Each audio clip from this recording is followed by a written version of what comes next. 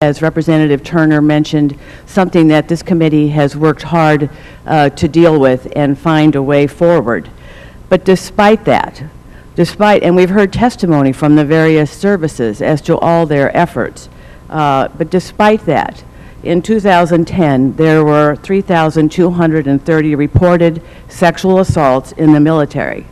But by the Pentagon's own estimate, as few as 10% of sexual assaults were reported. And the VA estimates that 1 in 3 women veterans report experiencing some form of military sexual trauma. I can remember several years ago meeting with some people active in the VA in the state of Massachusetts and having a gentleman comment and say that that was one of their dominant issues that they had to deal with. The fiscal year 2011 Defense Authorization Act required that the Department look into the feasibility of providing a military lawyer to all victims of sexual assault. While this is a good first step, I was disappointed that provisions which guarantee all victims the right to legal counsel and protect the confidentiality of conversations between victims and victim advocates were not included in the final version of the 2011 NDAA, though they were in the House version. We would be shocked if conversations between their client or advocate were not privileged in the civilian world. And similar rights must be afforded to service members who may be the victim of a crime. Why would the Department resist such a common sense measure? And I ask this of Secretary Gates. Well, I hadn't realized the Department had resisted it, and I must say, along with Mr. Turner's comments, these things sound to me like reasonable actions. And so I will take out of this hearing the charge to look into whether, if we opposed it, why we opposed them, and why we should not go forward on our own even without legislation.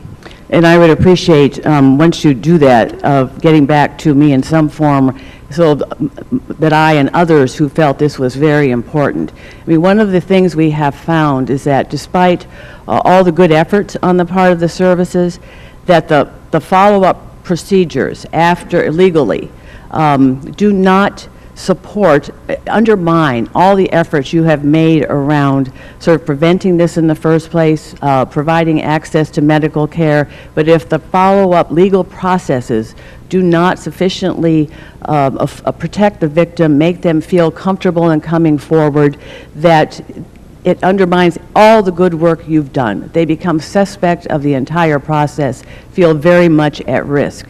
And this was one very common sense way going forward in the legal process alone that we felt we could better protect victims as they try to assert their rights. This is one of the reasons why we've invested, as I mentioned earlier, over the last couple of years, almost $2 million in training our prosecutors. We found that when I started looking into this several years ago, that the defendants hire lawyers who are specialized in this area, and our prosecutors tended to not have that specialty. And it is complex law, and it is difficult to prosecute successfully, particularly if you don't have the right training. And so that's one of the reasons we've undertaken that. And as I say, we've expanded the victim advocate program dramatically from about 300 to 3,000 around the world over the last few years in every base and installation. And I will press on the question of why we cannot assure confidentiality. And the other issue we've learned too is as all the services have dealt with this, you've done this each has done it in its own way, reflective of its culture and different processes. That becomes very difficult to oversee as a member of Congress. So in the Defense Authorization Bill, we asked for a comprehensive approach across all the services, and I know that the Defense Department is working on that, and we look forward to what you come up with. So thank you both. Thank you. Mr. Kaufman.